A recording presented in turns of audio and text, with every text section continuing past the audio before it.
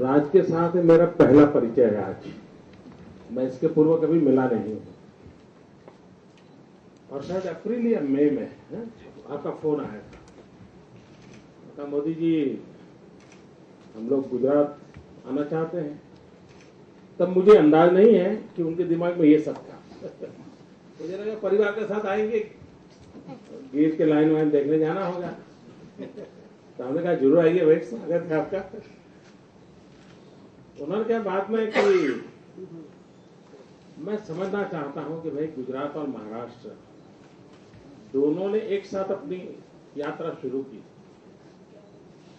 तो मैं समझना चाहता हूं ये जुड़वा भाई है तो अभी गुजरात कहां पहुंचा है, मैं समझना चाहता हूं। मैं जरूर आपको अधिकार है, लोकतंत्र है भाई, आप जरूर देख सकते हैं, जांच भी कर सकते हैं, परख भी सकते हैं, डेमोक्रेसी में आपका राइट है।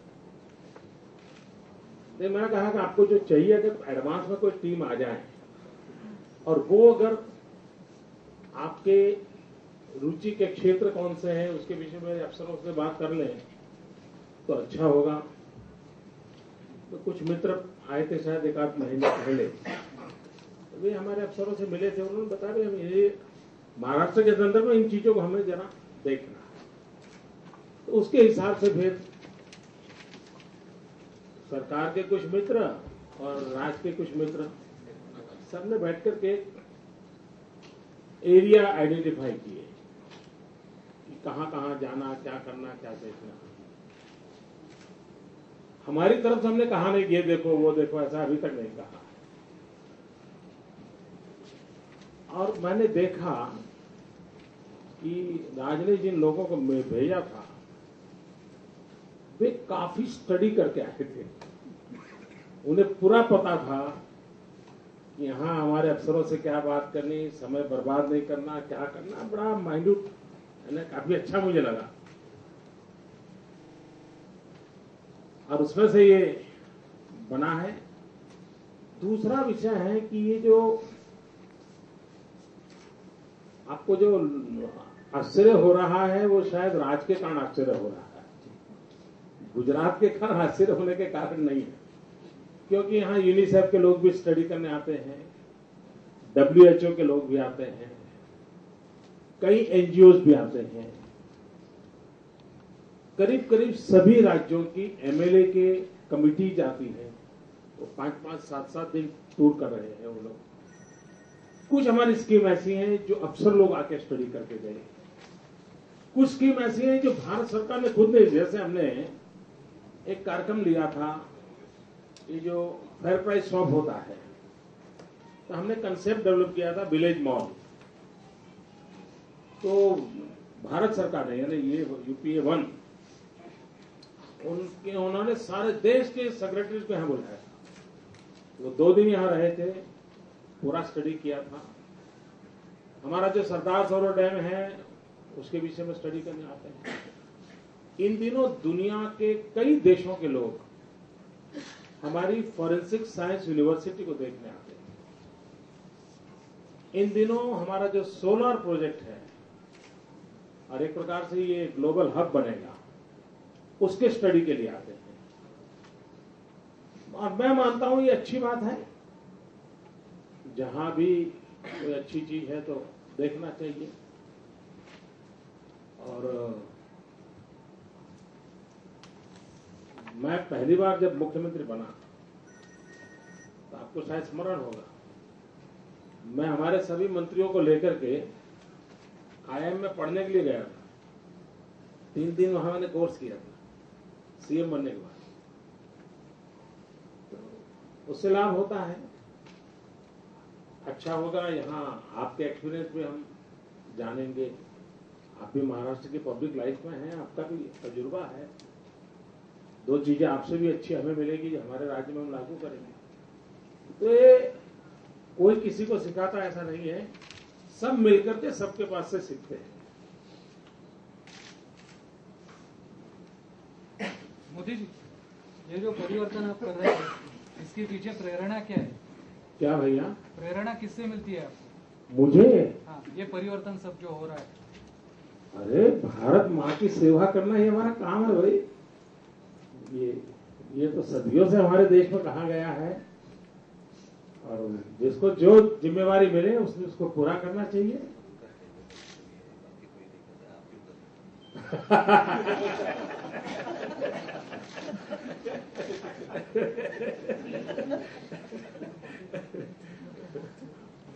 शायद मैं ये काम न करता तो मैं रह नहीं पाता। मुझे लगता है ईश्वर ने मुझे इसी काम के लिए जन्म दिया है कि जो काम मुझे मिला है उसको मैं पूरी निष्ठा से पूरा करूं, जितना परिश्रम कर सकूं करूं, और मुझे आनंद आता है इस काम को करने में।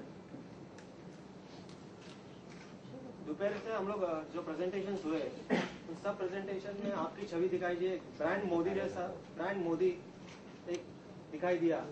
तो क्या कारण है आपने इतना परिवर्तन, किस तरह आपने इतना परिवर्तन लाया कि एजुकेशन का हो, इंश्योरेंस का हो, सब जगह आपकी? मैं नहीं मानता हूं कि उसमें कहीं मेरा नाम का उल्लेख आया होगा प्रेजेंटेशन में, मैं नहीं मानता हूं। लेकिन जो कुछ भी आपने देखा होगा, मुझे मालूम नहीं एग्जेक्टिव प्रेजेंटेशन में क्या मटेरियल आपको दिखाया गया, कंटेन होंगे, कंपैरिजन होगी, विजन होगा, एग्जीक्यूट करने के सिस्टम का लिए बताया होगा, हमने क्या अचीव किया वो शायद बताया होगा, और क्या हम करना चाहते हैं वो बताया होगा। अब एक गुजरात में इतना लंबा समय किसी को काम करने का अवसर नहीं मिला है। मुझे बहुत, ये तीसरा टर्म मेरा चल रहा है।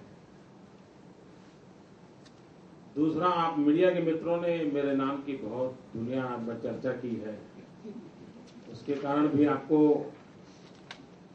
कुछ भी दिखने से पहले मैं दिखाई देता हूं, तो ये आप लोगों की बदौलत हो रहा है, इसमें मेरा कोई कंट्रीब्यूशन नहीं है।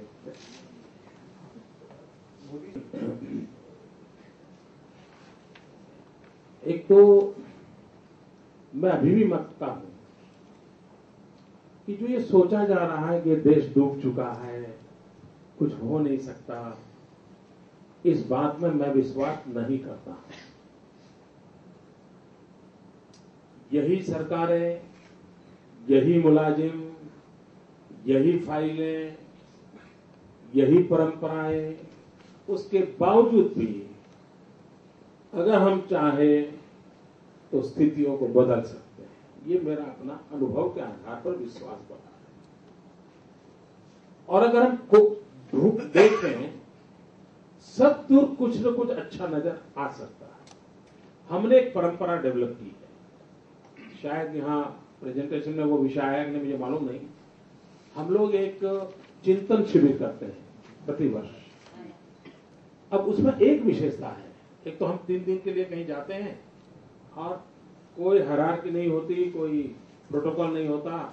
मुख्यमंत्री की थाली में से ऑर्डिनरी डीडीओ भी अपना पकौड़ा उठा करके खा सकता है, इतना इनफॉर्मल होता है, इतना इनफॉर्मल होता है।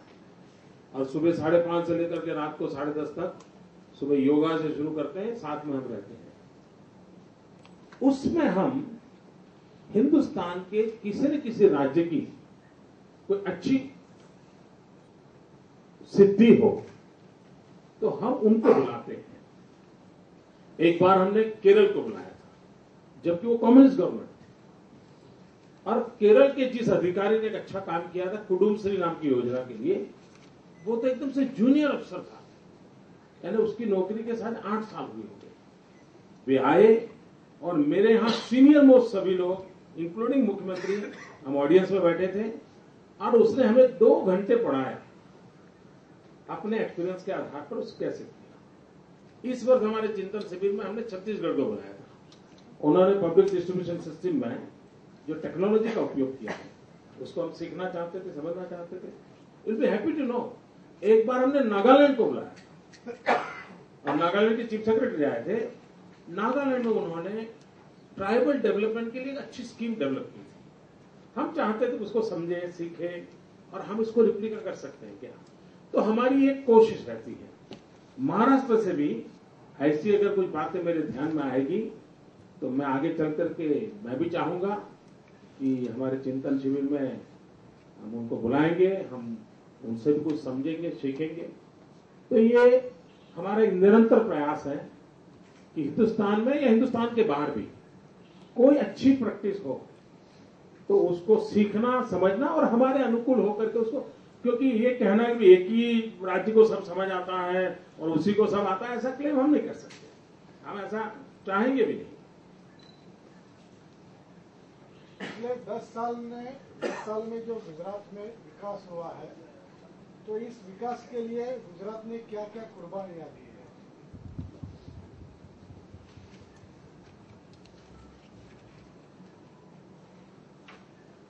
मैं एकदम समझा नहीं हूं आपका सवाल, क्योंकि बड़ा कुर्बानी एक ऐसी बहुत बड़ी चीज होती है। ये पाने के लिए क्या लेकिन जैसे हमारे यहाँ जून महीने में 45 डिग्री टेम्परेचर होता है,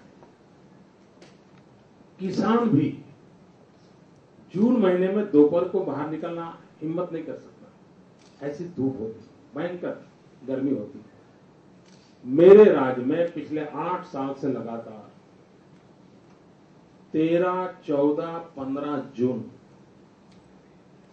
मुख्यमंत्री, all the minister, all the IAS officer, all the IPS officer, all the forest service officer, total मेरी टीम होती है 900 की। हम गांव जाते हैं और जहां पर कम गर्ल चाइल्ड एजुकेशन है वहां जाते हैं, और जहां मिनिमम एजुकेशन है उस गांव में मैं खुद जाता हूं। अब इसको कोई बलिदान कहे, वरना जून महीना यानी अगर संभव हो तो महाबलेश्वर जाएगा, उससे थोड़ी जड़ी लंबी ताकत होगी तो शिमला कुल्लू मनाली जाएगा, उससे ज्यादा पहुंच होगी तो स्विट्जरलैंड जाएगा। हम गांव जाएंगे और 45 डिग्री टेम्परेचर में जाते हैं, और ये 8 साल से लगातार करते हैं। और इसका परिणाम ये आया है कि मेरे यहाँ स्कूल एनरोलमेंट में हम 100% पहुंचे, और ड्रॉप आउट कभी मेरे यहाँ 40% था, वह 2% आया है। अगर ये प्रगति है और वो बलिदान है तो ये दोनों का संबंध है। It is up to you to decide कि whether this is a sacrifice और नॉट। इन्विटेशन दिया गया, उसी तरह से महाराष्ट्र नवनिर्माण सेना को एनडीए ज्वाइन करने का भी इन्विटेशन दिया जा सकता है? ऐसा है,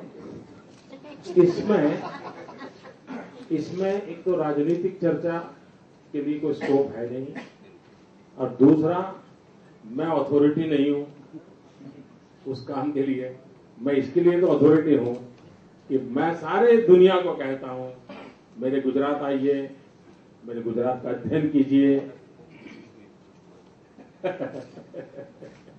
मेरे गुजरात आइए, मेरे गुजरात के विकास और उसको देखिए। तो मेरा क्षेत्र वही बन गया है, तो मैं इसके लिए सबको निमंत्रण देता हूं, जरूर आए। ठीक है राजी, एक सवाल आपके लिए। आप हमेशा मराठी में बोलते हैं, गुजरात आकर आपने मराठी बोलना छोड़ कैसे दिया? इस बात को लेकर काफी चर्चा है, स्पेशली मुंबई में अभी चर्चा हो रही है कि आपने एक बार अबू आजमी को पहली बात तो ये चर्चा करने वाले आप ही होते लोग नहीं होते। आपको इस बारे में क्या कहना है? मला असं वाटतं, मी सकाळी माझी प्रेस कॉन्फरन्स घेतली त्यावेळी पहिली सुरुवात मराठीमधनं केली, आणि मी महाराष्ट्र सोडून दुसऱ्या राज्यामध्ये आलोय म्हणून मी तुमच्याशी हिंदीत बोलतोय असं सांगितलं होतं। आता इतकं स्पष्ट सांगितल्यावरती पण जर कळत नसेल तर मला असं वाटतं त्यांनी काय कोई शिक्षा अभियान। मुझे लगता है कि ये 9 दिन आप लोग साथ रहेंगे तो अच्छा हो जाएगा कि राजनीति के परे भी एक दुनिया होती है, उसका आपको अनुभव हो जाएगा।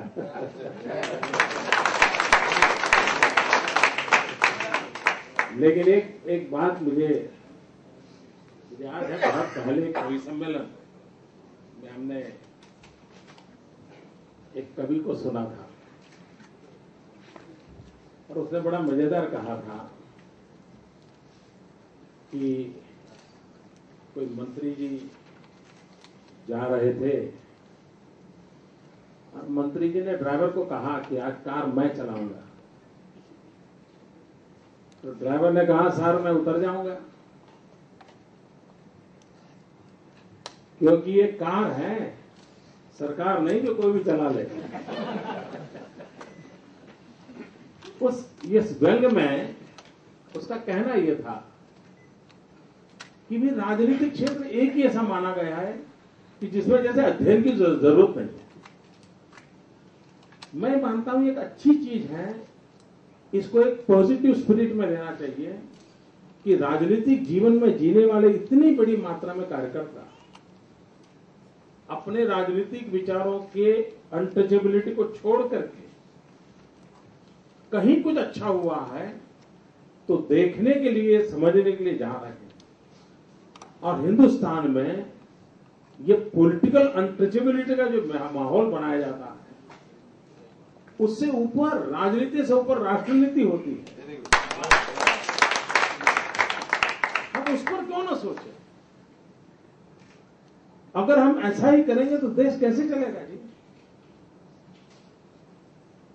और मैं मानता हूं कि जैसे मुझे आईएम में पढ़ने के लिए जाने से कोई संकोच नहीं हुआ। मुझे केरल की कम्युनिस्ट गवर्नमेंट के एक अफसर को बुला करके उनके क्या योजना थी उसको समझने में कोई दिक्कत नहीं हुई। तो राज का भी अच्छा विचार है कि भाई भले बीजेपी की सरकार हो, लेकिन अगर गुजरात की आज प्रगति की चर्चा है तो समझना चाहिए, बुरा क्या है? और उसमें भी पड़ोस में है तो ज्यादा फायदा है, और फायदा है जी। क्या छाप रही आपकी पहले दिन की गुजरात के बारे में, गुजरात सरकार नरेंद्र मोदी के बारे में? डे वन इंप्रेशन, इस बात को लेकर काफी चर्चा है। स्पेशली मुंबई में अभी चर्चा हो रही है कि आपने एक बार अबू आजमी को पहली बात तो ये चर्चा करने वाले आप ही होते, लोग नहीं होते। आपको इस बारे में क्या कहना है? मला असं वाटतं, मी सकाळी माझी प्रेस कॉन्फरन्स घेतली त्याला मी पहिली सुरुवात मराठीमधनं केली आणि मी महाराष्ट्र सोडून दुसऱ्या राज्यामध्ये आलोय म्हणून मी तुमच्याशी हिंदीत बोलतोय असं सांगितलं होतं। आता इतकं स्पष्ट सांगितल्यावरती पण जर कळत नसेल तर मला असं वाटतं त्यांनी काय कोई शिक्षा अभियान चल रहा है, सुरुवात करावी इथे येऊन।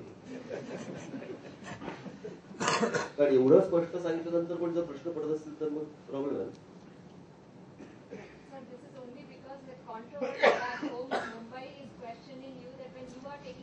माझ्या महाराष्ट्रामध्ये मराठी भाषाच चालणार, गुजरातमध्ये गुजराती भाषाच चालणार।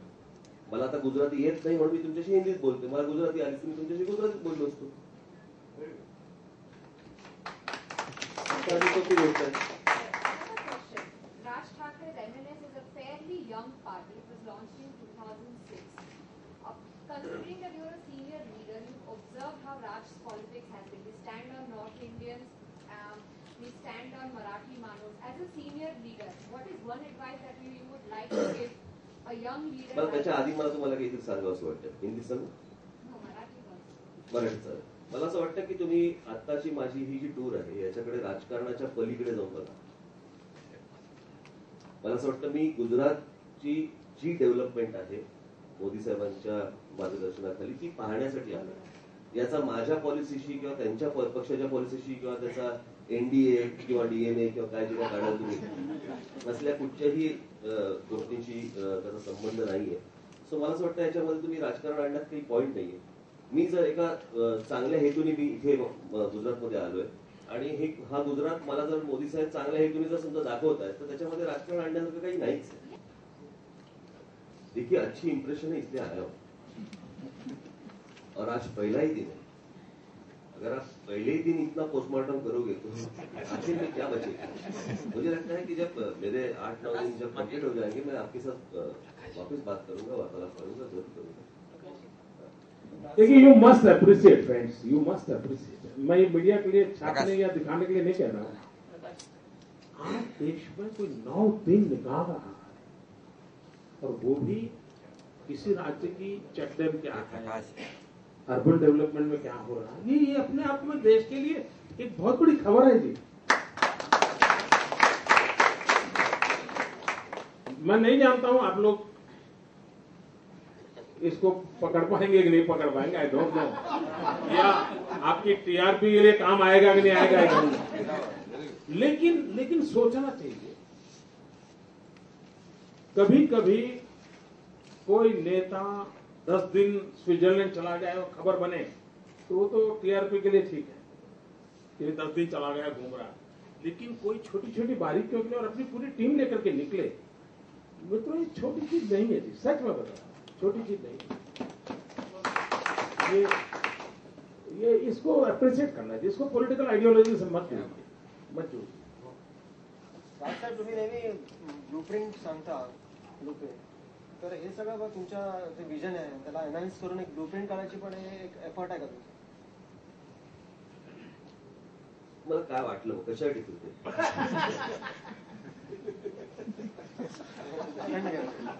माझा जीवन प्रवास पुस्तक लिहायचं.